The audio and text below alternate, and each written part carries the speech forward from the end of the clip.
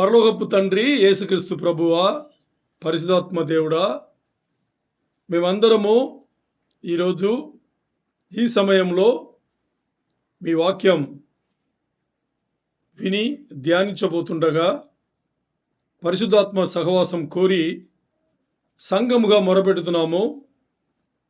పరిశుద్ధాత్మ దేవుని నడిపింపు లేనిది మేమేమి వినలేము, ఏమి అర్థం చేసుకోలేము, జీవితంలో ఏమి గైకొనలేము.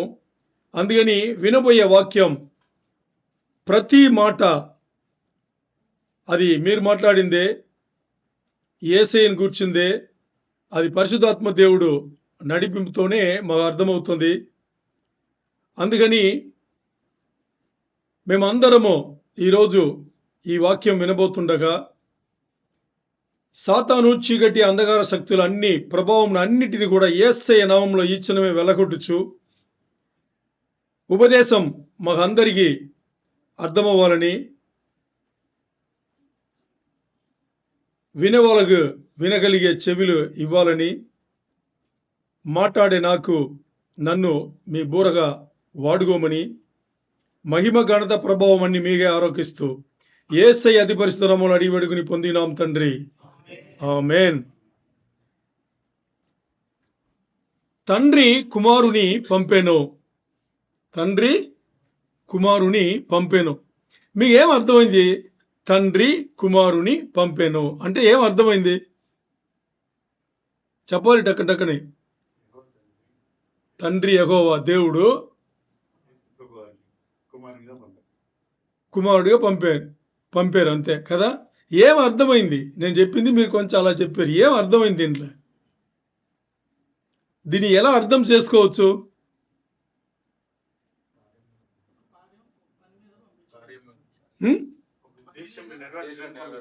ఓకే, ఇంకా కరెక్టే, చెప్పింది కరెక్టే. ఇంకా ఏ కోణంలో అర్థం చేసుకోవచ్చు? ఓకే, ఉద్దేశంలో వచ్చేస్తాయి, రక్షించడా ఉద్దేశం. ఇంకా సున్నితమైంది అని చెప్పాను కదా ఈరోజు. అలా ఆలోచన చేయాలి. ఎందుకు ముందే ఒక మాట చెప్తున్నాం అంటే మీ ఆలోచన విధానం ఆ డైరెక్షన్లో వెళ్ళాలి అని చెప్పేసి అలా చెప్తాం కదా. అంటే ఆలోచన ఎలా ఉండాలి? ఇప్పుడు తండ్రి కుమారుని పంపాను అని ఉంది అంటే దీని ఏం అర్థం అంటే తండ్రి పంపితే కానీ రాలా, అంతేనా? ఆ అర్థం ఉందా లేదా? తండ్రి పంపితే కుమారుడు వచ్చినట్టుగా ఉంది, అంతేనా? తండ్రి కుమారుని పంపాను అంటే తండ్రి పంపిస్తే గాని కుమారుడు రాలా. అంటే యేసుక్రీస్తు వారు తనంత తనగా రాలా అని అర్థం. తండ్రి కుమారుని పంపాను. యోహాను 3:16 ఏం చదువుతాం? కాబట్టి ఇంకా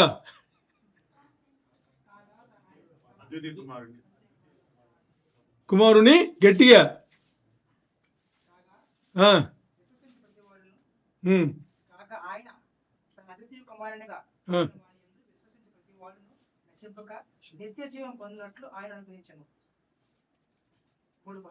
మూడు పదాలు ఇంకోసారి చదవండి, మైక్ తీసుకుని.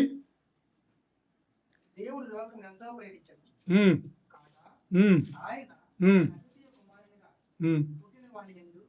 విశ్వసించు ప్రతి వాడును నశింపక నిత్య జీవం పొందినట్లు ఆయనను అనుగ్రహించెను. ఎవరిని అనుగ్రహించారట? కుమారుని తండ్రి అనుగ్రహించి ఉన్నారు. ఎవరి కోసం? మన కోసం కదా. ఇక్కడ తండ్రి పంపితే కుమారుడు వచ్చినట్టుగా మనం చూస్తాం. సరే, ఈ అంశం పైనే కొంత ధ్యానం పట్టుకుందాం. మరి దీన్ని మీరు ఎలా పట్టుకోవాలి? సున్నితంగా పట్టుకోవాలి కదా. ఓకే, ఎందుకు ఇలా సున్నితంగా మాట్లాడుతున్నాం అంటే చివరిలో ఉపదేశం అయిన తర్వాత తండ్రి వేరు, యేసు ప్రభు వారు వేరు, పరిశుద్ధాత్మ దేవుడు వేరు అని మీరు వెళ్ళిపోకూడదని.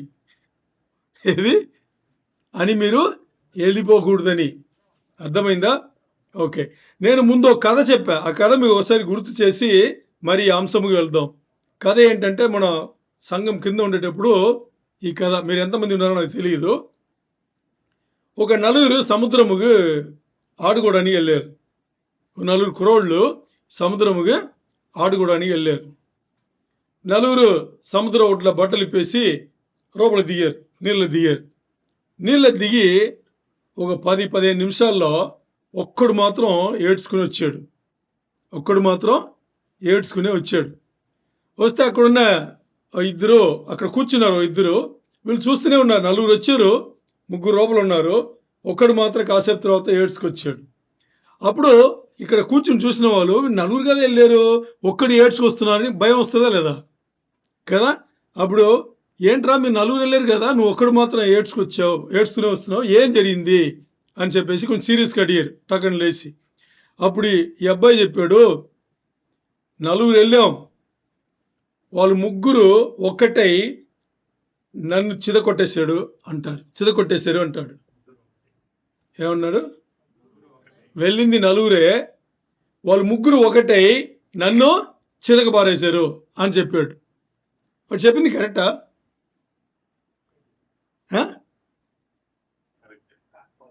వాడు చెప్పింది కరెక్టా? దెబ్బ తగిలి వచ్చాడు కదా, వాడు చెప్పింది కరెక్టా? ఏం చెప్పాడు? ముగ్గురు ఒకటై నన్ను ఒక్కనిగా చేసి చితకబారేశారు అన్నాడు. ఇక్కడ రెండు తేడాలు ఉన్నాయి. ఏం తేడాలు ఉన్నాయి? ముగ్గురు ఒకటయ్యారు, వీడు ఒక్కనిగా ఉన్నాడు. వీడు ఒక్కడిగా ఉన్నాడంటే ఇది ఓకే, వీడు ఒక్కడే కాబట్టి ఒక్కడిగా ఉన్నాడు ఓకే. ముగ్గురు ఎలా ఒకటయ్యారు? మీకు అర్థమైందా? ఇప్పుడు ముగ్గురు ఒకటే అవ్వగలరా? ముగ్గురు ఒకరు అవ్వగలరా? అవ్వలేరు కదా. మరి వీడు ఏం చెప్పాడు? వాళ్ళ ముగ్గురు ఒక్కటయ్యారంట. ఒక్కరవ్వడం చెప్పాడు, ఒక్కటై అన్నాడు.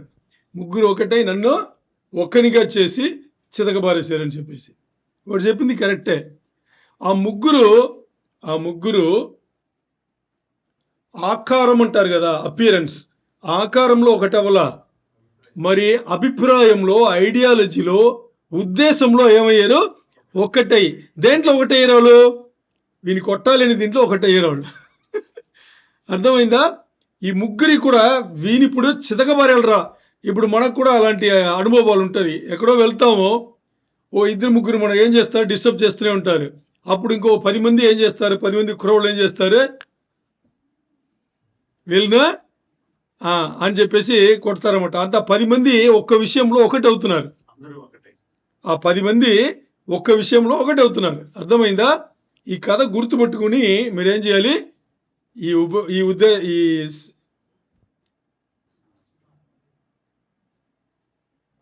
తెలుగు రావట్లా, ఉద్దేశం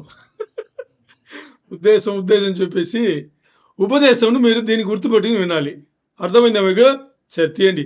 మొదటి యోహాను 4:14 మైక్ తీసుకుని తెలుగులో గట్టిగా చదవాలి. 1 John 4:14. మొదటి యోహాను 4:14.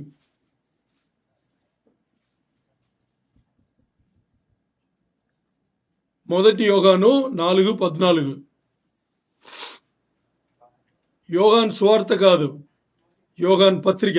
మొదటి యోహాను 4వ అధ్యాయంలో 14వ వచనం. త్వరగా. మరియు తండ్రి తన కుమారుని లోకరక్షకుడుగా ఉండుటకు పంపి ఉంటుడా మేము చూచి సాక్ష్యం ఇచ్చుచున్నాము. ఆమేన్. ఏమంటున్నారు యోహాన్ గారు? యోహాన్ ఇక్కడ ఏం రాస్తున్నారు? ఇక్కడ ఇంగ్లీష్ వెర్షన్లో ఉంది, ఎన్ఎల్టీలో ఏముందంటే మేము మా కంటార చూస్తున్నాం. ఇంగ్లీష్ వెర్షన్లో అదే ఉంది. Further more we have seen with our own eyes and now testify that the Father sent his Son to be the Savior of the world.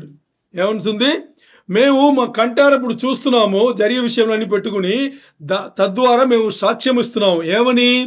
తండ్రే కుమారుని ఈ లోకానికి రక్షకుడిగా ఉండడానికి పంపాడు అని చెప్పేసి మేము మా కంటారా చూస్తున్నాము అని చెప్పేసి ఇక్కడ రాయబడింది.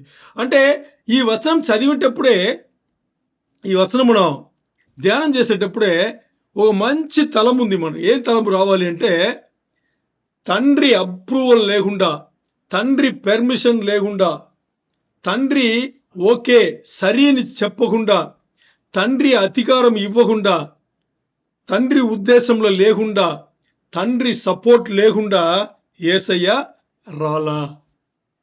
ఎంత గొప్ప విషయం తెలుసా? ఎంత గొప్ప విషయం! మీరు ఇలా ఆలోచన చేయాలి. ఏముంది, తండ్రి దేవుడు, యేసయ్య దేవుడు, దీంట్లో ఏం పెద్ద గొప్ప విషయం ఉంది? యేసయ్య పరలోకం నుంచి ఇక్కడ దిగి వచ్చేటప్పుడు దేవుడిగా రాలా. అది అర్థం చేసుకోవాలి. చాలా మంది ఏమనుకుంటారంటే యేసయ్య దేవుడిగా వచ్చారని అనుకుంటారు. దేవుడే ఆయన అక్కడ ఉండేవరకు దేవుడే. మరి ఆ దైవత్వమును వదిలిపెట్టి, ఆ దైవత్వమును వదిలిపెట్టి ఫిలిప్పీ 2:6-7 మీకు అర్థం అవుతుంది. ఇప్పుడు తీయొద్దు. అక్కడ ఆయన దేవుడు దైవాంశంను ఏం చేశాడు, ఆయన దైవత్వంను ఏం చేశాడు, ఆయన వదిలిపెట్టాడు. ఇక్కడ వచ్చేటప్పుడు మరియమ్మ కడుపులో శిశువుగా వచ్చి బయటికి వచ్చేటప్పుడు ఆయన ఎలా వచ్చాడు? పూర్తి శరీరధారినే వచ్చాడు. పూర్తిగా శరీరధారినే వచ్చాడు. మరి మీరు అడుగుతారేమో, అన్ని అద్భుత కార్యములు మహిమలు ఇవన్నీ ఎలా చేశాడు ఆయన? శరీరధారిగా ఉండే చేశాడు ఆయన. శరీరధారిగా ఉన్నా కానీ ఏ పాపం ఎరుగని ఆ నీతిమంతుడుగా ఆయన బతికాడు. కాబట్టి పరిశుద్ధాత్మ దేవుని కుమ్మరింపులో ఆయన ఏం చేశాడు? పరిశుద్ధాత్మ దేవుడు పూర్తిగా ఆయనకి సపోర్ట్ చేస్తే ఆయన అన్ని చేయగలిగాడు. సో ఇక్కడ తండ్రి పంపితే గాని కుమారుడు రాలా. తండ్రి యొక్క అన్ని ఆయన సపోర్ట్ కానీ, అసిస్టెన్స్ కానీ, అధికారం కానీ, బలం కానీ, శక్తి అన్నిటిని పెట్టి ఆయన ఏం చేశాడు? తండ్రి కుమారుని పంపినట్టుగా ఇక్కడ మనం కుమారుని మామూలుగా పంపలా. ఏమని పంపాడు ఆయన? ఈ లోకముకు రక్షకుడుగా ఉండడానికి పంపించాడంట. అదే ఈ వచనం చెప్పింది. Father cent his son to be the saviour of this world. అంటే ఈ లోకముకు రక్షకుడుగా ఉండడానికి యేసయ్యను పంపించినట్టుగా అక్కడ వచనం ఉంది. ఇక్కడ మనం రక్షణ అనగానే బాగా వినండి, నేను ముందే చెప్పాను సున్నితమైందని చెప్పేసి. ఇప్పుడు మన అందరి యేసయ్య బిడ్డలే, దేవుని బిడ్డలే. రక్షణ అనగానే మనం ఏం చేస్తామంటే మన ఆలోచన ఎక్కడ వెళుతుందంటే తండ్రి గుర్తుకే రారు. బాగా అర్థం చేసుకోండి. రక్షణ అనగానే మనకు ముందు తలంపు ఎక్కడొస్తుంది? యేసయ్యనే. తప్పు అది. తప్పు. నేను సున్నితమైన సబ్జెక్ట్ అంటే అంశం అని చెప్పాను కదా, అందుకే ఈ మాటలన్నీ వస్తుంది, గ్రహించుకోండి. ఇప్పుడు మనకి రక్షణ కలిగింది అని మనం మాట్లాడే రక్షణ అనే అంశమును తీసుకుంటేనే తండ్రి ఎప్పుడు మనకు గుర్తురారు. పరిశుద్ధాత్మ దేవుడు ఎప్పుడు గుర్తురారు. ఎవరు గుర్తొస్తారు? యేసయ్య. పెద్ద తప్పు అది, మామూలు తప్పు కాదు, పెద్ద తప్పు అది. తండ్రి పంపితే కుమారుడు వచ్చాడు. అర్థం చేసుకోవాలి. ఇక్కడ తండ్రి పంపితే గాని కుమారుడు రాలా. తండ్రి ఉద్దేశం అది. తండ్రి ఈ లోకమును మామూలుగా ప్రేమించాల, బహుగా ప్రేమించాడు ఆయన. తండ్రి అంత బహుగా ఈ లోకమును ప్రేమిస్తే అప్పుడు ఏం చేశారు? యేసయ్యను పంపించారు. ఇప్పుడు మీకు డౌట్ వస్తుంది. ఏం డౌట్ అంటే తండ్రి వేరు యేసయ్య వేరా కదా? వస్తుందా రాలేదా? వస్తుంది. లేదు, ఇద్దరు ఒకటే. తండ్రి యేసయ్య ఇద్దరు ఒకటే. ఇంకోరు ఎవరు? పరిశుద్ధాత్మ దేవుడు. ముగ్గురు ఒకటే. ఆ ముగ్గురు ఒక్కటై నన్ను ఒక్కనిగా చేసి, గుర్తొస్తుందా మీకు? అది ఇక్కడ ఏంటంటే చాలా మంది దీంట్లో డిస్ట్రాక్ట్ అయిపోతారు, చాలా మంది దీంట్లో కష్టపడతారు. ఎలా ముగ్గురు అంటున్నారు, మరి ఒకరు అంటున్నారు, ఏంటి? మీకు అర్థమైందా? త్రియేక దేవుడు ఒక్కరే. మరి ఆ ట్రినిటీ అంటున్నాం కదా, దాంట్లో వాళ్ళు ముగ్గురు ఆకారం వేరు.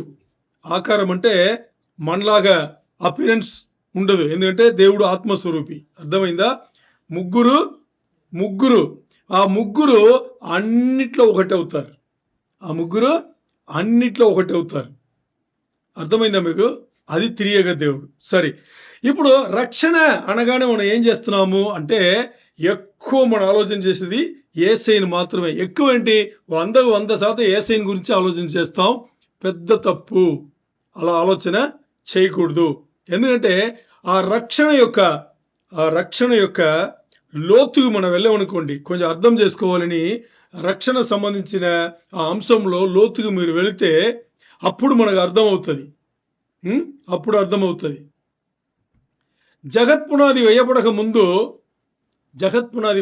ముందు మనము యేసయ్య ఏర్పాట్లో పెట్టింది ఎవరు కదా? ఓకే.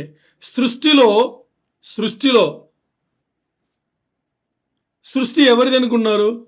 ఎవరున్నారు సృష్టిలో? తండ్రి, కుమార, పరిశుద్ధాత్మ దేవుడు ముగ్గురు ఉన్నారు సృష్టిలో. ఎవరున్నారు? ముగ్గురున్నారు. ఎక్కడున్నారు అడగచ్చు కదా, మీరు అడగాలి. ఎక్కడున్నారంటే తండ్రి ఏమన్నారు? తండ్రి మొదటి రోజు సృష్టిలో మొదటి మాట ఏమన్నారు?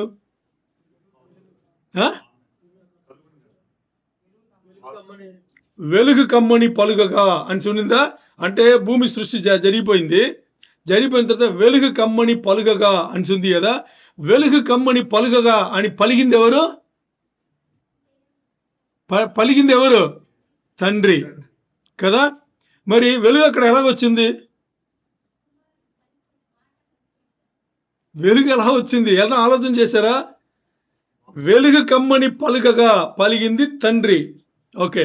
ఇప్పుడు తండ్రి వెలుగు కమ్మని పలుగగా అంటే మాట్లాడింది తండ్రి. మరి ఇక్కడ వెలుగు వచ్చింది ఎలా? తండ్రి మాట్లాడితే వెలువడిన వాక్యం ఉందే, అది యేసయ్య. అర్థమైందా? అది అక్కడ ఏమైంది? అక్కడ పడింది. ఈ పని చేసింది ఎవరు తెలుసా? వెలుగుని చేసింది అక్కడ పరిశుద్ధాత్మ దేవుడు. ఇలా ఇది ఒకవైపు. ఇంకోటి, యేసయ్య జననం ఉంది కదా, ముగ్గురు ఉన్నారు. ఉన్నారా లేదా? యేసయ్య జననంలో ముగ్గురు ఉన్నారా లేదా? ఎలా ఉన్నారు చెప్పగలరా? అర్థమైందా మీకు? ముఖ్యమైన దీంట్లో అన్నిట్లో ముగ్గురు ఉంటారు. అంటే వాళ్ళందరూ ముగ్గురు కలిసే చేసిన పని. యేసయ్య జననంలో ఎక్కడ ముగ్గురున్నారు?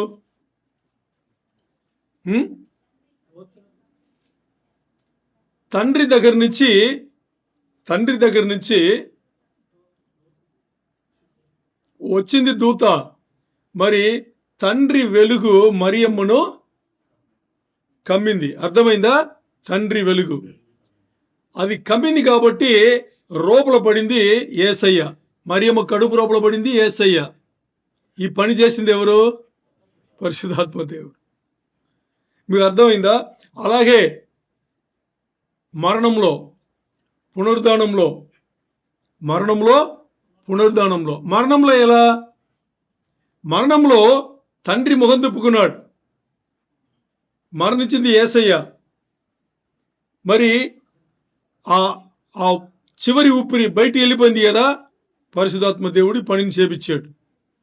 మరి పునరుద్ధానంలో అన్నిట్లో మీరు ఏదన్నా తీసుకోండి, పరిశుద్ధ గ్రంథంలో ఆరంభం నుంచి చివరి వరకు ప్రతి దాంట్లో ముగ్గురు ఉంటారు, ఒకే పని చేసి ఉంటారు. వారు ఎప్పుడు కూడా ఒకరిని ఇంకోరు కాదనలేదు. తండ్రి యేసయ్యని కాదనలేదు, యేసయ్య తండ్రిని కాదనలేదు. యేసయ్య పరిశుద్ధాత్మ దేవుని కాదనలేదు, యేసయ్య తండ్రిని కాదనలేదు. పరిశుద్ధాత్మ దేవుడు ఇద్దరిని కాదనలేదు. ఎప్పుడు కూడా ఒక్కటై ఉంటారు, వాడు ఒక్కరు, అంతే. అర్థమైందా? అందుకని ఇక్కడ రక్షణ అనగానే మనం ఎక్కువ 100% యేసయ్యని మాత్రమే అనుకుంటాము. పెద్ద తప్పు. రక్షణ అనగానే ముగ్గురు త్రియేక దేవుడు చేసిన పని అని మనకి గుర్తు రావాలి. ఎందుకంటే తండ్రి పంపితే గాని కుమారుడు రాలా. రక్షణగా వచ్చింది 33.5 సంవత్సరములు ఇక్కడ ఉండింది. తర్వాత శిలువ యాగం చేసింది. ఇవన్నీ యేసయ్య గాని మరి తండ్రి పంపితే గాని కుమారుడు రాలా. మరి అలాగే తండ్రి అధికారం ఇచ్చాడు, ఇక్కడ తండ్రి బలం ఇచ్చాడు, శక్తి ఇచ్చాడు. ఆయన ఇచ్చాడు కాబట్టి యేసయ్య ఏం చేశారు? భయంకరంగా ఆయన చేసిన అద్భుత కార్యములు, మహత్ కార్యములు, ఆయన అధికారంతో మాట్లాడింది, ఇవన్నీ కూడా తండ్రి ఇస్తే గాని అది జరగల. కొత్త నిబంధన యేసయ్యను బట్టి జరిగిన గాని అవన్నీ సేపించింది ఎవరు? తండ్రి. ఆలోచన చేయాలి. అందుకని ఇక్కడ తండ్రి పంపితే కుమారుడు వచ్చాడు. మీరు ప్రతిసారి చూడండి, తండ్రి అక్కడ ఉంటే గాని కుమారుని పేరు రాదు. అర్థమైందా మీకు? అదేనమాట. సరే, ఇక్కడ మన అర్థం చేసుకోవాల్సింది, ఎవరైతే తండ్రి కుమార పరిశుద్ధాత్మ దేవుని అర్థం చేసుకున్నారో వాళ్ళు ఎప్పుడు కూడా తండ్రి కన్నా పైన యేసయ్యనో, యేసయ్య కన్నా పైన తండ్రినో, పరిశుద్ధాత్మ దేవుని కన్నా పైన యేసయ్యనో, యేసయ్య కన్నా పైన పరిశుద్ధాత్మ దేవునో, అర్థమైందా మీకు? పరిశుద్ధాత్మ దేవుని కన్నా తండ్రినో ఇలా ఎవ్వరు కూడా ఒక్కరికన్నా ఒకరిని ముందు పెట్టరు. ముగ్గురు ఒకటే. అంటే ముగ్గురు అయినా కానీ వాళ్ళు చేసే పని విషయంలో కొన్ని తేడాలు ఉన్నాయి కానీ, వేరే వేరే పనులు చేసినా కానీ, మరి మర్యాదన్స్ వచ్చేటప్పుడు, అంటే హానర్ అంటే ఏమంటారు ఇంగ్లీష్లో హానర్ అంటే తెలుగులో ఏమంటారు? గౌరవం ఇచ్చే దీంట్లో కానీ, లేకపోతే ఇంకా 2-3 రాశాను నేను, అది కానీ వాళ్ళు ఏదైతే ఉద్దేశం ఉందో ఆ ఉద్దేశం కానీ, ఇంకా వాళ్ళ గుణగణనలు ఉన్నాయి కదా, ఇవన్నీ కానీ కట్టే, ఏది కూడా మార్పు లేదు. పోనీ తండ్రి ఎక్కువ, కుమారుడు ఎక్కువ, పరిశుద్ధాత్మ దేవుడు ఎక్కువ అంటే ఎవరు ఎక్కువ కాదు. అందరు ముగ్గురు సమానం ఉంటారు. ఎవరు ఒక్కరికైనా ఎవరే ఎక్కువ అనేది కాదు. ఎందుకు తండ్రి పంపిస్తే కుమారుడు వచ్చాడు మనం చెప్తున్నామంటే జరిగింది అది మనం మాట్లాడుతున్నాం. అందుకని ఆలోచన చేయాలి. రక్షణ గురించి మాట్లాడేటప్పుడు ఎవరు గుర్తు రావాలి మనకు? త్రియేక దేవుడు గుర్తు రావాలి. అది చాలా చాలా ఇంపార్టెంట్. సరే, ఇప్పుడు మనం దీంట్లో అలవాటు పడిపోయాం. దేంట్లో? యేసయ్య అనే కాన్సెప్ట్లో మనం అలవాటు పడిపోయాం. తప్పేం కాదు. యేసయ్యలో మనం మునిగిపోయినాం, తప్పు కాదు. యేసయ్య అంటే మనకు పిచ్చి ప్రేమ, ప్రాణం విడిసేంత ప్రేమ మనకు ఉంది, తప్పు కాదు. ఆయనతో కలిసిపోయాం. మరి ఏమి గుర్తు రావాలంటే, యేసయ్య గుర్తు ఇలా వచ్చేప్పుడు అంతా మనకు గుర్తు రావాల్సింది తండ్రి. పంపించింది తండ్రి కాబట్టి తండ్రి గుర్తు రావాలి. తండ్రి గుర్తు వస్తున్నాడు కాబట్టి ఆలోచన చేయాలి. యేసయ్య గుర్తు మనం మానుకోలేము, యేసయ్యని మర్చిపోలేము అని చెప్పేటప్పుడు, మర్చిపోమని చెప్పలా, నేను సున్నితమైన చెప్పిన దానికి కారణం అదే. యేసయ్యని మర్చిపోండి అని చెప్పట్లా. యేసయ్య గుర్తు వచ్చేప్పుడంతా తండ్రి పరిశుద్ధాత్మ దేవుడు సమానం అనే గుర్తు రావాలి. ఎందుకు అంటే ఆలోచన చేయండి. కొత్త నిబంధనలో యేసయ్య తేటగా బయలుపడుతున్నాడు కదా. పాత నిబంధన ఆయన ఉన్నాడు, అన్ని చోట్ల ఉన్నాడు, ఆయన లేని చోట ఎక్కడ లేదు, అన్ని చోట్ల ఉన్నాడు. మరి కొత్త నిబంధన ఆయనను ఆధారపడే వేసుకున్నాం. దేవుడు కొత్త నిబంధన వేసుకునింది ఆయన్ని ఆధారం చేసుకునే. ఆయననే కొత్త నిబంధన, యేసయ్యనే కొత్త నిబంధన. మరి పాత నిబంధనలో ఉన్న తండ్రి, కొత్త నిబంధనలో యేసయ్య వెళ్ళిపోతున్నాం. పాత నిబంధనలో ఇదే యేసయ్యనే పాత నిబంధనలో తండ్రిగా ఉన్నాడు, యెహోవా ఉన్నాడు ఆయన, అంతే కదా. మరి అప్పుడు తండ్రిగా ఉన్న ఆయన అప్పుడు అందరికి చాలా మంది స్నేహితుడు ఉన్నాడు. ఆయన తండ్రే స్నేహితుడు ఉన్నాడు అందరికీ కదా, అందరికి అలా ఉన్నాడు. మరి ఇప్పుడు ఆలోచన చేస్తే ఆ రోజు తండ్రి, ఈరోజు యేసయ్య, ఇప్పుడు యేసయ్య మనకి సహోదరుడు అవుతున్నారు. కొత్త నిబంధన ప్రకారం చూస్తే యేసయ్య మనకు ఏమవుతున్నాడు? సహోదరుడు. మరి ఈరోజు యేసయ్య మనకు సహోదరుడు అంటే ఆ రోజు తండ్రి ఏమవుతారు? మనకు తండ్రి అవుతున్నారు, సహోదరుడు అవుతున్నారు, రెండూ అవుతున్నారు. ఎందుకంటే ఈరోజు యేసయ్య, ఆ రోజు యెహోవా, అంతే కదా. తేడాలు ఏమైనా ఉన్నాయా? మనం చూస్తే కానీ తేడాలు ఎక్కడా లేనే లేదు. చాలా చాలా ఇంపార్టెంట్. మనకి తండ్రి ఆయనే, స్నేహితుడు ఆయనే, సహోదరుడు కూడా ఆయనే. ఎవరు? యెహోవా దేవుడు, యేసయ్య. ఎక్కడ మనకి తేడా లేదు. అందుకని తేడా పెట్టుకుని చూడొద్దు. ఇప్పుడు తండ్రి యేసయ్యను సిద్ధపరిస్తే గాని ఆలోచన చేయాలి. తండ్రి యేసయ్యను సిద్ధపరిస్తే గాని యేసయ్య 33.5 సంవత్సరములు ఈ లోకంలో అంత గొప్ప జీవితం జీవించాల.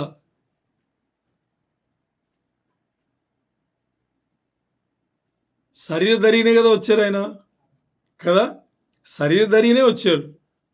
శరీరధారిగా వచ్చిన ఆ యేసయ్యను తండ్రి తన దయతో, తన కరుణతో, అంటే తన కృపతో ఆయన ఏం చేశారు? పూర్తిగా ఆయనను సిద్ధపరిచారు. సిద్ధపరిస్తే యేసయ్య అంత గొప్ప జీవితం జీవించారు.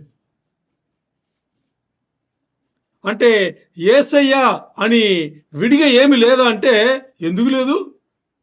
ఎందుకు లేదు? బోల్డ్ ఉన్నాయి, చెప్పాలా? ఒక్క ముక్కలు చెప్తా.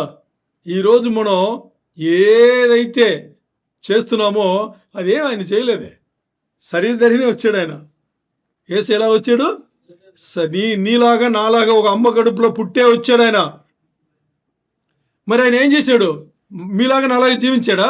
లేదే. పవిత్రమైన జీవితం, పరిశుద్ధమైన జీవితం, నీతివంతమైన జీవితం జీవించాడు ఆయన. ఆయనకు కూడా అన్ని వీక్నెస్ ఉన్నాయి, బలహీనములు ఉన్నాయి. ఆయన కూడా శరీరధారే కదా, అన్ని బలహీనములు ఆయనకు కూడా ఉంది, ఎందుకంటే శరీరంలో ఉంది. మరి అన్ని బలహీనములు ఆయన శరీరంలో పెట్టుకునే ఒక్కటి కూడా లొంగిపోలా, ఒక్కటి కూడా లొంగిపోలా. ఈరోజు మన ముందు 100 వస్తే 99 లొంగిపోతున్నాం. మరి యేసయ్య ఒక్కటి కూడా లొంగిపోలా, అదే శరీరధారినే వచ్చాడు ఆయన. మీకు కరెక్ట్ గుర్తు కూడా చెప్పాలంటే, గెత్సెమనే తోట ముందు రోజు రాత్రి, తర్వాత రోజు ఉదయం వస్తే సిలువ వేస్తారు. గెత్సెమనే తోటలా ఆయన ప్రార్థన చేస్తున్నారు. ఒక్కసారి కాదు, 3 సార్లు ప్రార్థన చేస్తున్నారు. ఏమని ప్రార్థన చేశారు ఆయన? ఏమని ప్రార్థన చేశారు? ఆ గెత్సెమనే తోటలో ఆయన ప్రార్థన చేస్తే లోపల ఉన్న రక్తం బయటికి వచ్చిందంట, చెమటగా. చదివాం కదా మనం. ఓకే, ఆలోచన చేయండి. ఆయన ప్రార్థన చేసేటప్పుడు అంత ఘోరమైన ఆ వేదనతో ఆయన ప్రార్థన చేస్తున్నారు. ప్రార్థన చేసేటప్పుడు ఆయన ఏమన్నారు తెలుసా? నా ప్రాణ ఆత్మ సరి అని చెప్తుంది. దేనికి? శిలువ మరణంకు. ప్రాణాత్మ నాకు సరి అని చెప్తుంది. మరి నా శరీరం దానికి తయారుగా లేదు, సహకరించట్లేదు. వీలైతే ఏమన్నాడు ఆయన? వీలైతే దీని నుంచి నన్ను తప్పించు, ఈ గిన్నె నా దగ్గర నుంచి తొలగించు అని దేవుణ్ణి మొరపెట్టిన యేసయ్య దాంతో అయిపోయింటే తండ్రి ఆ గిన్నెను యేసయ్యని తొలగించేవాడే. తండ్రి తొలగించేసి ఉంటాడు, ఎందుకంటే తన వల్ల కాలేదు అని చెప్పేసి. అర్థమైందా? మరి యేసయ్య ఏం చేశాడు? అయినా ఏమన్నాడు?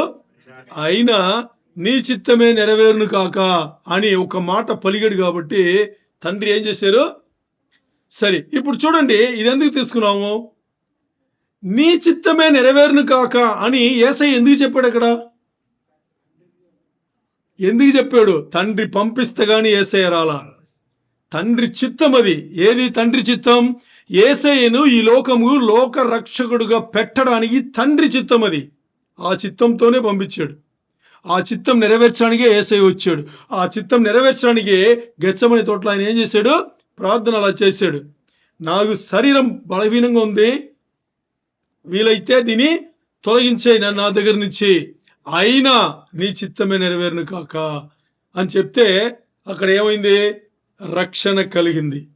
ఇప్పుడు ఈ రక్షణ అనే ఈ విషయంలో ఎవరి పాత్ర ఎక్కువ అని చూస్తే, ఎవరు ఎక్కువ పనిచేశారని చూస్తే ఎవ్వరు ఎక్కువ లేదు, సమానంగా చేశారు. ఎలా సమానం అని మీరు అడిగితే నేను చెప్తా. తండ్రి పంపితే కుమారుడు వచ్చాడు కదా, తండ్రికి చిత్తమైంది. ఏమని చిత్తమైంది? ఈ లోకానికి రక్షకుడిగా యేసయ్య ఉండాలి అని చెప్పి తండ్రికి సిద్ధమైంది. ఇప్పుడు తండ్రి చిత్తతో ఏమన్నారు? యేసయ్య దిగి వచ్చారు. ఆ తండ్రి చిత్తాన్ని ఏం చేస్తున్నాడు? యేసయ్య నెరవేరుస్తున్నాడు కదా, నెరవేరుస్తున్నాడు. చూడండి, తండ్రి చిత్తం తెలిసింది. యేసయ్య ప్రార్థన చేస్తున్నాడు. శరీరం బలహీనంగా ఉంది, మరి ప్రాణాత్మ కోరుకుంటుంది. వీలైతే ఈ గిన్నెను నా దగ్గర నుంచి తొలగించు అని చెప్పిన యేసయ్య ఏం చెప్పాలా? దాంతో ఆగిపోకుండా ఏమన్నాడు? నీ చిత్తమే నెరవేరును గాక అని చెప్పేటప్పుడు తండ్రి కుమారుడు ఒకటవుతున్నారా? ఇప్పుడు చిత్తం నెరవేర్చాలంటే పరిశుద్ధాత్మ దేవుడు రంగులు రావాల్సిందే. ఆయన వచ్చి నెరవేర్చాడు. ఎక్కడ తారతమ్యాలు లేదు వాళ్ళ దగ్గర. మన చదివి, మనం చూసి, మనం వింటామే, మన దగ్గర ఉన్నాయి తారతమ్యాలు, వేరెక్కడ లేదు. అర్థమైందా మీకు?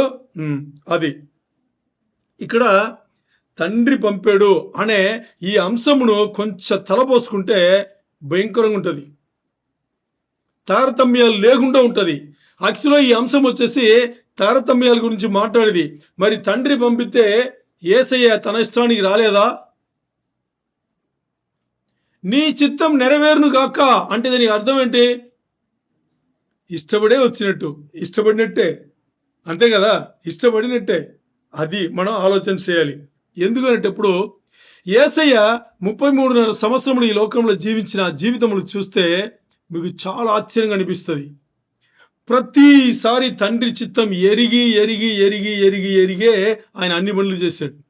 తండ్రి చిత్తముకు వ్యతిరేకంగా ఉన్న ఒక్క చిన్న పని కూడా యేసయ్య ఒక్కటి కూడా చేయాల. దాంట్లోనే మనకు అర్థమవుతుంది వాళ్ళు ఒక్కటై ఉన్నారు. ఇంకో విషయం చెప్తా, మీకు అర్థమైతే మీరు ధన్యులే. విషయం ఏంటంటే యేసయ్య సిలువలో వేలాడుతున్నాడు.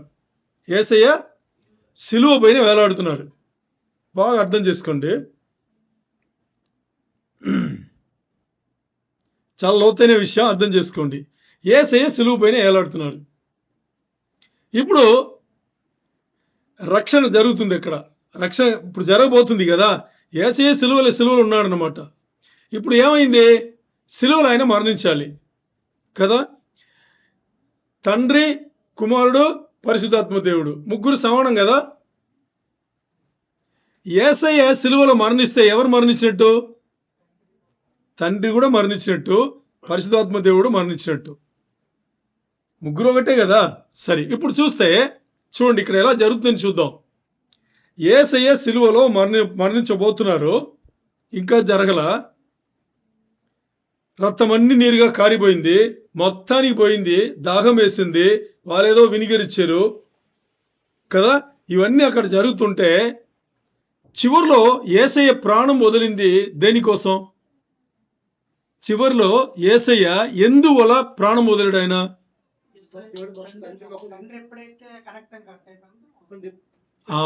తండ్రి ముఖం ఎప్పుడు తిప్పుకున్నారో అప్పుడు. చూడండి ఇక్కడే విషయం మీకు అర్థమవుతామో తెలియదు నాకు.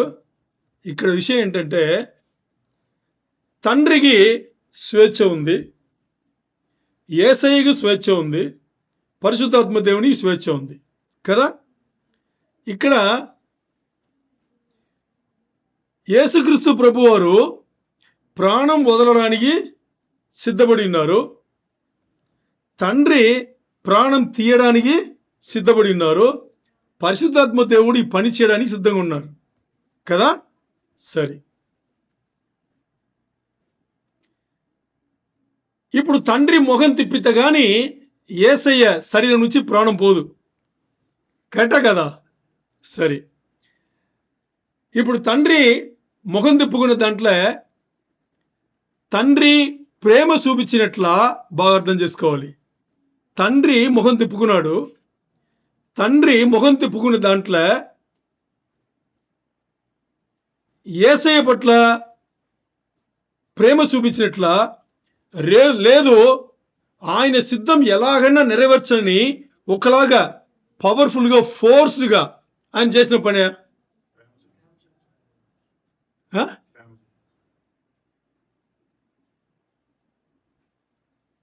ఎలా చెప్తున్నారు?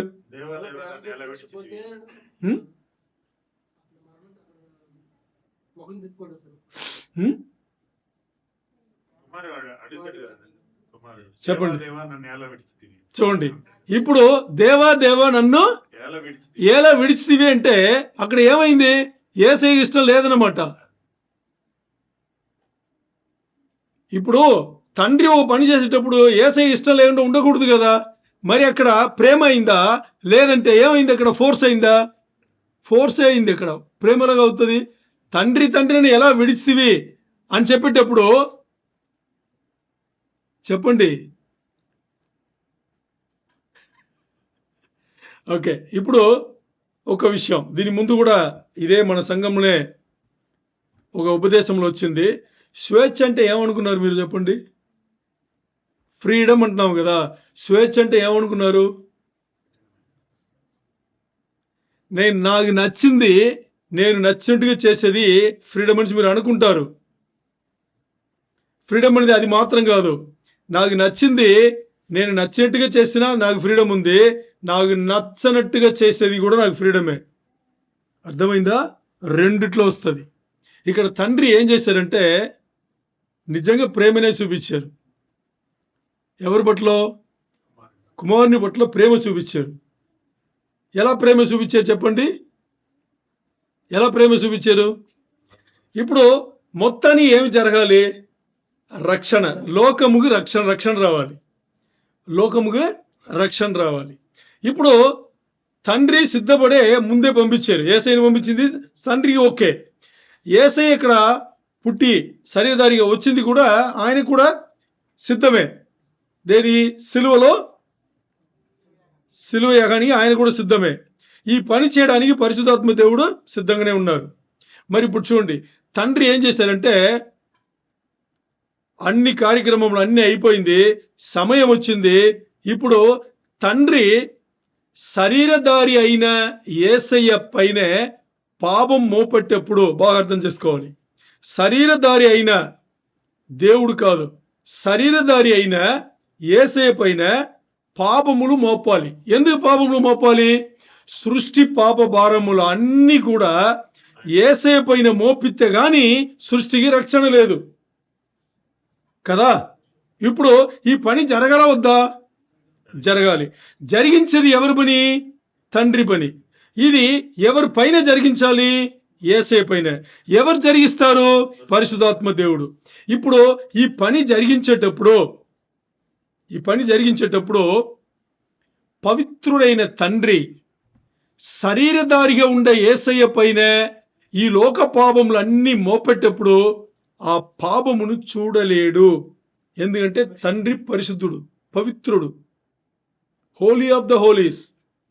అంటే పరిశుద్ధత కన్నా అతి పరిశుద్ధత కలిగిన తండ్రి పాపమును వచ్చేసి చూడలేడు.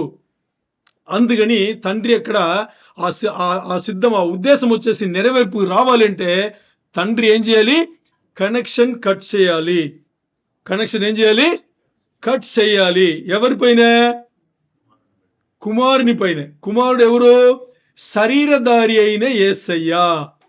చూడండి, మీకు నాకు ఇవ్వబడిన అదే శరీరం యేసయ్యకి ఇవ్వబడింది. అర్థమైందా? మీకు నాకు ఇవ్వబడిన అదే శరీరమే యేసయ్యకి ఇవ్వబడింది. అదే శరీరంలోనే ఈ లోక పాపములు అన్నిటినీ మోపబడింది. మరి అలా మోపేటప్పుడు ఇప్పుడు ఆలోచన చేస్తే నేను చేసిన పాపముకు నాకు శిక్ష వేస్తేనే నేను తట్టుకోలేను. ఈ లోక పాపం అన్నిటినీ ఒక్క శరీరంలో వేస్తే అది మానవుడిగా ఎలా తట్టుకుంటాడు అని చాలా మందికి సందేహాలు వస్తుంది. ఆయన దేవుడు కాబట్టి తట్టుకున్నారు అనేది తప్పు. అది ఆయన దేవుడుగా తట్టుకోలా, ఆయన శరీరధారిగానే తట్టుకున్నాడు. ఇప్పుడు మీరు ఏం ఆలోచన చేయాలంటే ఒక్క శరీరధారి ఈ లోక పాపములు అన్ని మోపి ఆ శరీరం తట్టుకోవాలి, ఆ శరీరం వధించబడింది తట్టుకోవాలి అంటే ఎంత కష్టపడి ఉండాలని ఆలోచించండి. ఊహించలేనంత కష్టం ఆ శరీరం పడి ఉండాలి, అంత వేదన పడి ఉండాలి. ఇప్పుడు మన అంశము వద్దాం.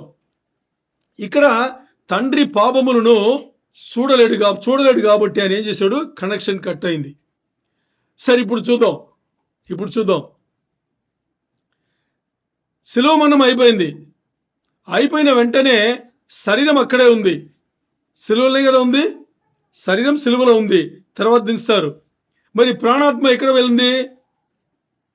ప్రాణాత్మలు ఎక్కడ వెళ్ళింది? యేసయ్య ప్రాణాత్మ ఎక్కడ వెళ్ళింది? తండ్రి దగ్గర వెళ్ళలా. పాతాళముకి వెళ్ళింది. పాతాళంకి వెళితే అక్కడ ఎక్కడికి వెళ్ళిందంటే, పాతాళంలో పెద్ద ఏరియా ఉంటుంది. ఒకటి మట్టులేని గొయ్య, అగాధం అంటారు. ఇటువైపు అబ్రహాము రొమ్ము అంటే పరదేశు, అప్పుడు అక్కడ ఉంది. ఈ అకాదముకు మధ్యలో దాని తర్వాత టెంపరరీ తాత్కాలిక నరకం ఉంటుంది. అర్థమైందా? ఇప్పుడు అన్యులు మరణిస్తే వాళ్ళ ప్రాణాత్మలు అక్కడ వెళ్ళిపడతాయి. అగ్నిగుండం అది టెంపరీగా ఉంటుంది. పర్మనెంట్గా నరకంకి వస్తుంది. ఇది టెంపరీ అన్నమాట. సో ఇటువైపు అబ్రహాం రొమ్ము. ముందా యేసయ్య ఎక్కడ వెళ్ళారు? అక్కడ వెళ్ళారు. పాతాళంకి వెళ్ళి అక్కడ కూర్చున్నారు. ఎన్ని రోజులు? ప్రాణాత్మలు 3 రోజులు అక్కడ కూర్చున్నారు. ఎన్ని రోజులు? 3 రోజులు. లేవియకాండం 18వ అధ్యాయంలో 5వ వచనంలో ఇలా ఉంటది. ఏమని? పాపం చేసిన వాళ్ళకి శిక్ష విధించాలి గాని పాపం చేయని వాళ్ళకి శిక్షా విధి పొందకూడదని ఉంటది.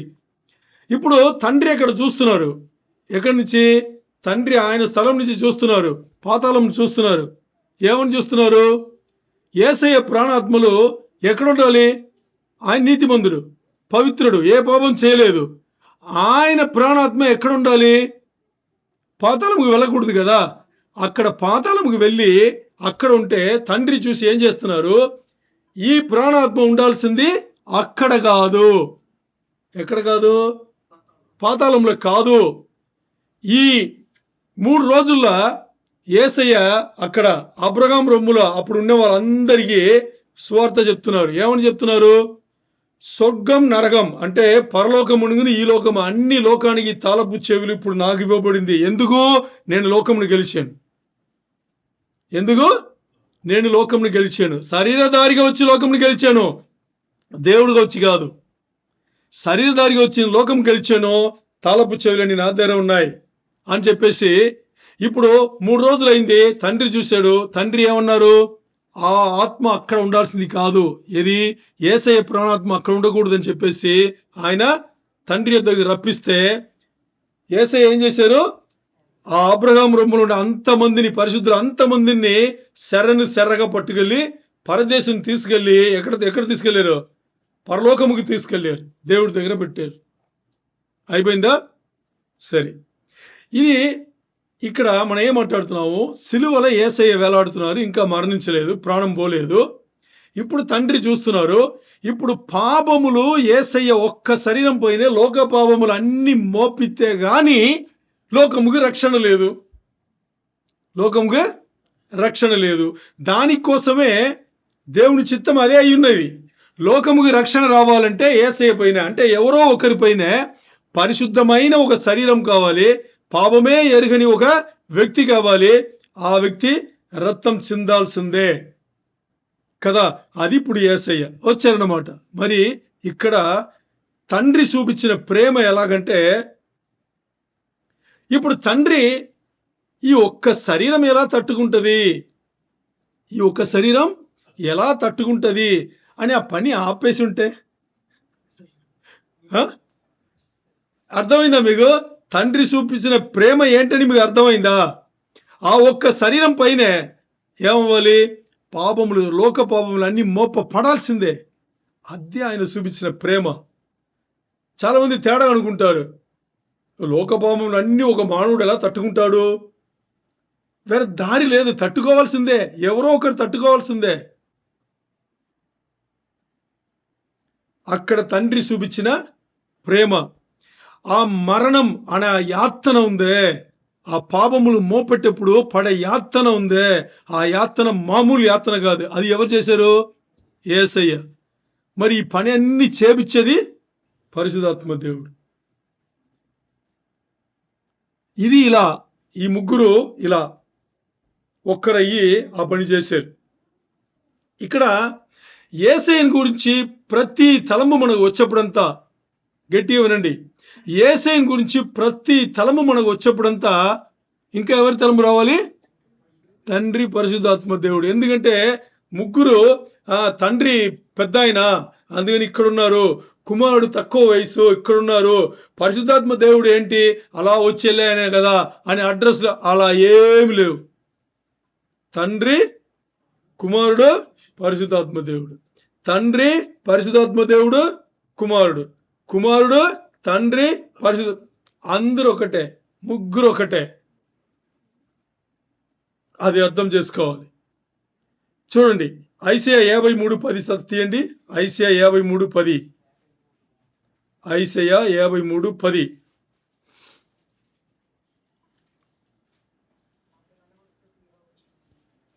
మైక్ తీసుకుని త్వరగా చదవండి. ఐసయా 53:10 వచనం.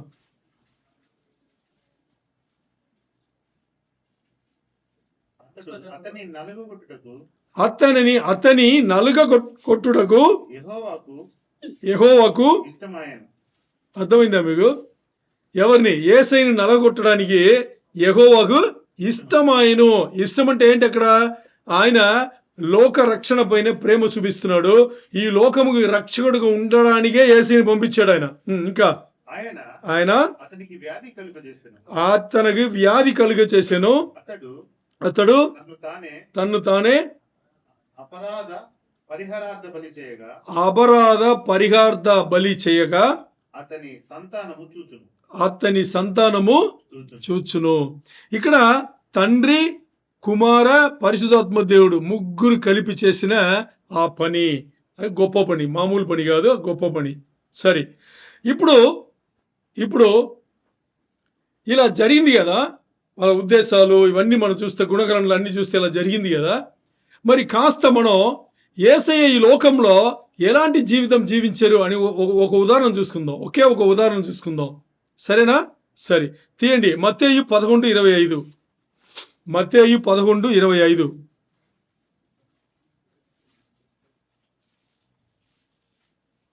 మత్తయి 11:25. మాథ్యూ 11:25.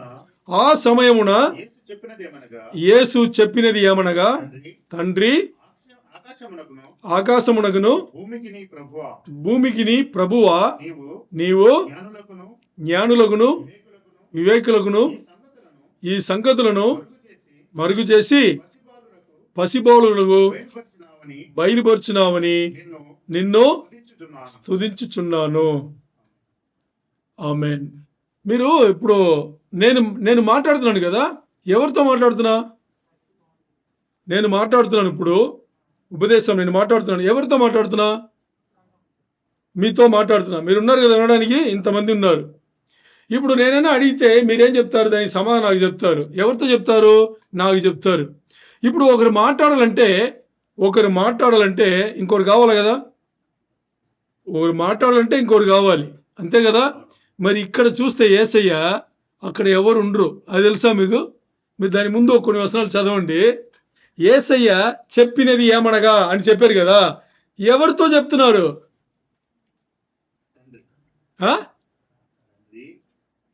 మీకు అర్థమైందా? ఈ కాంటెక్స్ట్ చూస్తే యేసయ్య ఈ మత్తయి 11:25లో ఈ కాంటెక్స్ట్ చూస్తే యేసయ్య ఎవరితోనో చెప్పినట్టుగా ఉంటది, ఎవరితోనో మాట్లాడినట్టుగా ఉంటది కదా. మరి అక్కడ ఎవరు లేరు. అక్కడ ఎవరు లేరు. యేసయ్య ముందు ఎవరు లేరు. ఎవరితో మాట్లాడుతున్నారు? ఆయన తండ్రితో మాట్లాడుతున్నారు. మనం ఎప్పుడైనా తండ్రితో మాట్లాడామా? మనకు కూడా తండ్రే కదా. మన ఈ లోకంలో తండ్రి కాదు, పరలోక తండ్రి దగ్గర ఎప్పుడో మాట్లాడామా? యేసయ్య శరీరధారినే వచ్చాడు. ఆయన ఏం చేస్తున్నాడు? తండ్రితో మాట్లాడుతున్నారు. అక్కడ ఎవరు లేరు. ఇప్పుడు ఆయన చెప్పిందని తండ్రితోనే. ఆయన ఒక విషయం చెప్పారు, ఆ విషయం తండ్రితోనే చెప్పారు. దాని ముందు చదివితే మీకు తెలుస్తుంది. చాలా చాలా దేశాలను, పట్టణములను ఆయన శపించుతారు. యేసయ్య శపిస్తారు. శపించి ఆ తర్వాత ఏం చేస్తారు? దేవుని రాజ్యం గురించిన మర్మములు మీరు జ్ఞానవంతులకు మీరు ఇవ్వలేదు, పసిబాలకులకు మీరు ఇచ్చారు, అందుకని మిమ్మల్ని నేను స్తుతిస్తున్నాను అని. ఎందుకు అలా చెప్తారంటే, జ్ఞానవంతులు అర్థం చేసుకోకుండా వాళ్ళ ఇష్టానుసారమైన జీవితం జీవిస్తున్నారు. దేవుని రాజ్యం గురించి అర్థం చేసుకోవాలా.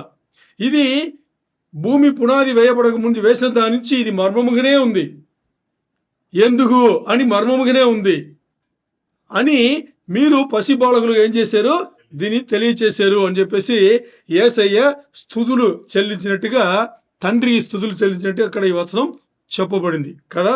మన అంశం దానిపైన కాదు, మన అంశం దేనిపైన అంటే ప్రతి ఒక్క విషయం కూడా యేసయ్య తండ్రి యొద్దకు తీసుకెళ్లకుండా ఏమి చేయాల.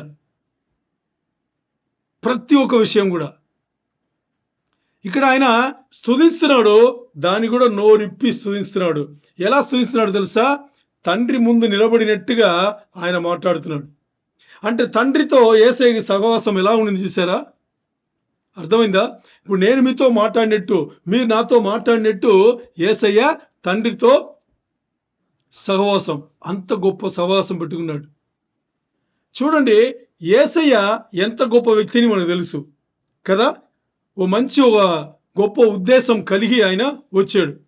అంత గొప్ప వ్యక్తి 24 గంటలు తండ్రితో సహవాసం పెట్టుకున్నారు. ఎప్పుడు తండ్రి కాదనిది ఏమైనా చేయాల, తండ్రి సిద్ధమే ఆయన నెరవేర్చారు. అది మనకు ఇక్కడ అర్థం కావాలి. మనకు కూడా ఏం చేయాలంటే, మనకు కూడా ప్రతి విషయం, ప్రతి నిమిషం, ప్రతి విషయం మనం చేసేప్పుడంతా మనం చేయవలసిన పని ఏంటి? తండ్రితో మాట్లాడాలి. తండ్రితో మాట్లాడాలి. తండ్రితో మాట్లాడడం అనగానే మరి యేసయ్యని పక్కన పెట్టేలా, పరిశుద్ధాత్మ దేవుని అస్సలు పట్టించుకోకూడదా? నేను తండ్రి అంటేనే అక్కడ యేసయ్య ఉన్నారు, పరిశుద్ధాత్మ దేవుడు ఉన్నారు. నేను యేసయ్య అంటేనే అక్కడ తండ్రి ఉన్నారు. నేను పరిశుద్ధాత్మ దేవుడు అంటే తండ్రి ఉన్నారు, యేసయ్య ఉన్నారు. అది అర్థం చేసుకోవాలి. ముగ్గురు లేనిది ఏమి జరగదు. ముగ్గురు ఉన్నారు అక్కడ, ముగ్గురు ఒకటే మన ఉన్నారు. అందుకని ఆ సహవాసం అనేది చాలా చాలా ఇంపార్టెంట్. ఇంకోటి, దేవుడు మనతో మాట్లాడుతూనే ఉంటాడు. ఇది దేవుడు మనతో మాట్లాడుతూనే ఉంటాడు. మరి వినగలిగే చెవులు మనకు ఉందా, గ్రహించగలిగిన మనసు మనకుందా అన్నది ఇక్కడ చాలా చాలా ముఖ్యం. అది లేనిది తండ్రి మాట మనకు ఎప్పుడు వినదు, దేవుని మాట మనకు ఎప్పుడు వినిపించదు. మనం ఏం చేయాలంటే, దేవుడు ఎక్కువ మనతో మాట్లాడేది ఈ రోజుల్లో బైబిలే చెప్పింది. దేవుడు ఈరోజు మనతో ఎక్కువ మాట్లాడేది తన వాక్యంతోనే. తన వాక్యంతోనే. తన వాక్యం ఎలా మనకు వస్తుంది? తన వాక్యం ఎలాంటి రూపంలో మనకు వస్తుంది? బైబిల్ తీస్తే వాక్యం ఉంది. ఎవరన్నా బోధకులు చేసిన ఉపదేశం వింటే వాక్యం వస్తుంది. ఈరోజు ఇప్పుడు జరిగేది అదే, వాక్యం వస్తుంది కదా. సో దేవుడు మాట్లాడేది వాక్యంతోనే, అంటే వాక్యమైన యేసయ్యతోనే. అది అర్థం అవ్వాలంటే నేను అందుకే అప్పుడప్పుడు చెప్తా, ఒక్కసారి పరిశుద్ధాత్మ దేవుని రమ్మించి చెప్పించి అర్థం చేపించుకోండి. ఎందుకు చెప్పేది? ఆయన్ని అర్థం చేపించాలి. అందుకని ఇది చాలా చాలా ఇంపార్టెంట్. ఇప్పుడు మనం చేసిన పాపములు ఈ రోజు మనం తెలిసి తెలియకుండా చేసినా అది మనం క్షమించమని అడగాలి అంటేనే అక్కడ ముగ్గురు పని చేయాలి. తెలుసా మీకు? ఒక చిన్న సమాపణ మనం అడగాలంటే ముగ్గురు పని చేయాలి. ఎలా? తండ్రి యొద్దకు మొరబెట్టాలి. తండ్రి యొద్దకు మొరబెట్టాలి. మన క్షమాపణ కోరాలంటేనే, మన నోటి నుంచి పదాలు రావాలంటేనే పరిశుద్ధాత్మ దేవుడు మనల్ని కన్విక్ట్ చేస్తే గానీ మనకి సమాపణ అడగాలనే మనస్తత్వమే రాదు. సో పరిశుద్ధాత్మ దేవుడు ముందు మనల్ని కన్విక్ట్ చేయాలి, మనం లోపల గుచ్చాలి. పరిశుద్ధాత్మ దేవుడు మన లోపల గుచ్చాలి. ఇది నువ్వు చేసావు, సమాపణ అడుగు అని చెప్పితే గాని తర్వాత మనం అడిగేది, మొరపెట్టేది తండ్రి దగ్గర. మరి ఎవరి పేరుతో? యేసయ్య పేరుతో. ఎందుకు యేసయ్య పేరుతో అడగాలి? అన్ని నామముల కన్నా పై నామం, అన్ని లోకముల కన్నా పైకే ఉండేది యేసయ్య నామం.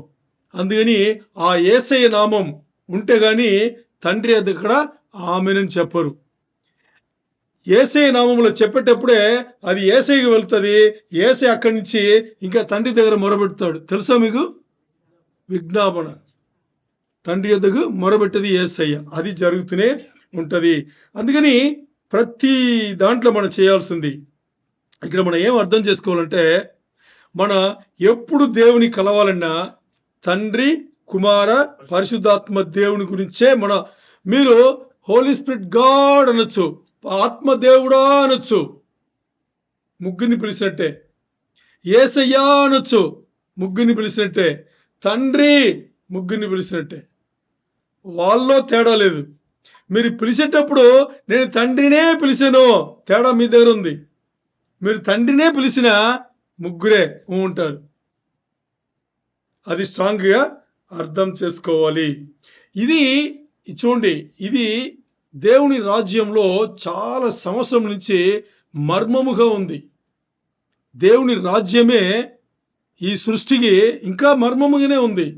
చూడండి, దేవుని యేసయ్యను ఎరిగిన బిడ్డల కన్నా ఎరగని వాళ్ళు ఇంకా ఎక్కువ ఉన్నారు. ఒకటి. ఇంకోటి, ఈ లోకంలో ఎవరైతే బాగా సక్సెస్ అయినారో, మంచిగా గెలుపు పొందినారో వాళ్ళకి ఇంకా ఇది అర్థం కాల. ఏది అర్థం కాల? తండ్రి, కుమార, పరిశుద్ధ కాదు, దేవుని రాజ్యమే అర్థం కాల. నిజమైన దేవుని రాజ్యమే వాళ్ళకి ఇంకా అర్థం కాల. ఈ లోకంలో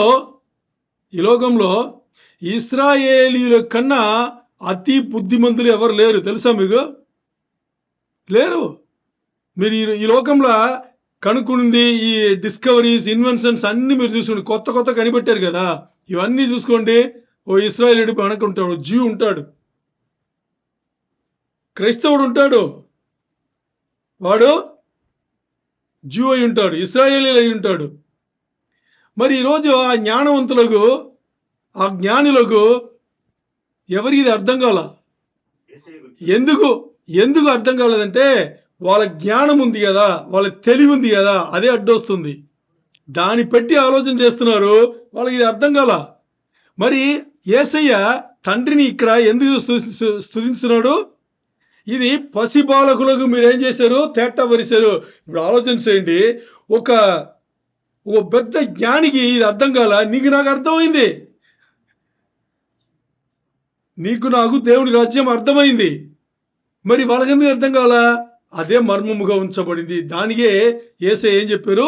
ఓకే, యేసయ్య ఎందుకు ఇలా స్తుతించాల్సిన అవసరం పడిందంటే, ఆయన ఎంతో మంది జ్ఞానులకు చెప్పాడు. ఈ మత్తయి 11:25 వచనములు చదివాం కదా, దాని ముందు 10 వచనములు చదవండి. ఒక్కొక్క పట్టణమును, ఒక్కొక్క దేశమును యేసయ్య చెప్తాడు, నేను నిన్ను శపిస్తున్నాను. ఎందుకంటే నీకు నేను చెప్పిన సువార్త, నీ మధ్య నేను చేసిన అద్భుత కార్యములు నేను సొదొమ గొమొరకు చేస్తుంటే వాళ్ళు ఈ పాటికి రక్షణ పొందింటారంటాడు. అంత పనులు చేశాను, నీకు బుద్ధి రాలా అని అన్ని చెప్పిన తర్వాత చివరిలో యేసయ్య తండ్రికి స్తుతిస్తాడు. ఏమని? మీరు దేవుని రాజ్యం గురించిన మర్మమును జ్ఞానులకు ఇవ్వాలా, జ్ఞానవంతులకు ఇవ్వాలా, పసి బాలకులకు ఇచ్చిన్నారు. ఈరోజు నువ్వు సంఘంలో కూర్చున్నాము, దేవుని మహిమపరుస్తున్నాము, యేసయ్యని మహిమపరుస్తున్నావు అంటే అది దేవుడు చేసిన గొప్పతనం. దేవుని రాజ్యంను మనకి తెలియపరిచాడు, జ్ఞానులకు తెలియపరచలా, జ్ఞానవంతులకు తెలియపరచలా. యేసయ్య థ్యాంక్స్ చెప్తున్నాడు ఇక్కడ. అందుకని ఈరోజు మనం తండ్రి పంపితే కుమారుడు వచ్చాడు కదా. మరి కుమారుడు వచ్చి తండ్రి ఏ ఉద్దేశంతో పంపించారో ఆ ఉద్దేశమును ఏం చేశాడు? కుమారుడు నెరవేర్చాడు. మరి ఈ ఇద్దరి మధ్యలో పరిశుద్ధాత్మ దేవుడు ఏం చేశారు? జరిగిన పని కార్యములు అన్నీ ఆయన్నే సేవించాడు. వాళ్ళ దగ్గర తారతమ్యాలు లేవు. మనం వాళ్ళు చూసే దీంట్లో తారతమ్యాలు ఉండాల్సిన అవసరం మనకు కూడా లేదు. అందుకని ఈ రోజు ఉదయం ఈ సంఘంలో కూడిన మనం వచ్చేసి తేటగా ఏం చేసుకోవాలి? దేవుని రాజ్యం మనకు అర్థమైంది. ఎంతో గొప్ప జ్ఞానులకు, జ్ఞానవంతులకు అర్థం కాల, తెలియపరచబడలేదు, తేటపరచబడలేదు. మీకు నాకు అర్థమైంది. మరి ఆలోచన చేయాలి. ఇప్పుడు ఏం ఆలోచన? ఇప్పుడు జ్ఞానవంతులు అలాగే జ్ఞానులు వాళ్ళు గొప్ప జీవితం ఈ లోకంలో జీవిస్తున్నారు. మరి మన జీవితం ఎలా ఉంది? వాళ్ళ జీవితంలాగా లేదు. ఎందుకు? వాళ్ళు ఈ లోకంలో గొప్ప జీవితం జీవిస్తున్నారు, పెద్ద జీవితం జీవిస్తున్నారు, భయంకరంగా జీవిస్తున్నారు. మరి మన జీవితం ఎలాగుంది? నార్మల్గా ఉంది, తక్కువ స్థాయిలో ఉంది. మరి వాళ్ళకి లేనిది మనకేముంది? 80 సంవత్సరములు మగ అయితే 100 సంవత్సరములు బతికే ఈ బతుకు వాళ్ళకి మంచిగా ఇవ్వబడింది. మనకు కోటాను కోటి సంవత్సరములు దేవునితో మన బతుకబోయే ఆ జీవితం మనకి ఇవ్వబడింది. అందుకని దేవుని రాజ్యం మనకు తేటపరచబడింది, తెలియపరచబడింది. ఇప్పుడు దీన్ని ఎలా వినియోగించుకోవాలి ఆలోచన చేయండి. ఎంత గొప్ప అవకాశం దేవుడు ఇచ్చారు మనకి. తండ్రి, కుమార, పరిశుద్ధాత్మ దేవుడు ఎంత గొప్ప అవకాశం మీకు నాకు ఇచ్చాడు ఆలోచన చేయండి. పసి బాలకులకు ఇచ్చాడు, మీకు నాకు ఇచ్చాడు. పెద్దవాళ్ళకు, గొప్ప వాళ్ళకి ఇవ్వలా. ఇలాంటి ఒక జీవితం, ఇలాంటి ఒక అవకాశం మనకిచ్చాడంటే మనం మన జీవితంలో ఏం చేసుకోవాలి? ఈ తాత్కాలికంగా ఈ లోకంలో 60 సంవత్సరమో 80 100 సంవత్సరాలు బతికే ఈ బతుకు మనకి పెద్ద విషయం కాదు. మరి ఈ జీవితం అయిన తర్వాత దేవునితో, యేసయ్యతో మనం జీవించబోయే కోట్లాది సంవత్సరములు ఉన్నాయే. ఆ తర్వాత అక్కడ నాశనం లేదు. ప్రాణం ఎప్పుడు ఉంటది. అక్కడ ప్రాణాత్మలు ఎప్పుడు ఉంటది. ఆత్మస్వరూపులు అయి ఉంటాం. సో అలాంటి ఆ కోటాను కోటి సంవత్సరములు మనం జీవించబోయే ఆ జీవితం కోసం ఇక్కడ సిద్ధపడుతున్నాం, సిద్ధం చేస్తున్నాడు దేవుడు. అందుకని దేవుని రాజ్యం అనే మర్మం పసి బాలకులైన మీకు నాకు తెలియపరచబడింది.